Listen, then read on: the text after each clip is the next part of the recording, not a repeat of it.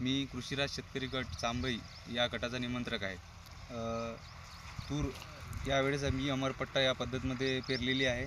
मागच्या वेळेस आम्ही ट्रायल म्हणून फक्त आमच्या गावामध्ये जे अमरपट्ट्याचे जनक आहे केशव काका यांनी आम्हाला सांगितलं होतं, विनंती केली की बा तुम्ही इतकी तूर पेरता तर माझं ऐकून फक्त तुम्ही 2 एकर तूर ट्रायल म्हणून पेरा.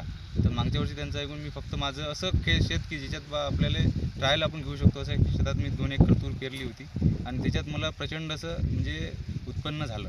म्हणजे एकरी 2 ते 3 क्विंटलनं माझी तूर वाढली. म्हणून यावर्षी मी माझ्या संपूर्ण समजा शेतामध्ये तुरीची अमरपट्टा या पद्धतीने लागवड केली आहे. तुम्ही बघू शकता हे तूर आहे. आता या तुरीला जवळपास 40 ते 45 दिवस झालेले आहे. यामध्ये मी तुरीला पेरताना खत समजा जे आपण सोयाबीनसोबत पेरतो ते पेरणी यंत्राने त्याच्यासोबत खत दिलेलं आहे. त्याच्यानंतर 30 दिवसांनी त्याला एक ड्रेंचिंग दिली. जेव्हा पाणी चालू होतं, जरा तूर पिवळी झाली होती, तेव्हा एक ड्रेंचिंग दिली.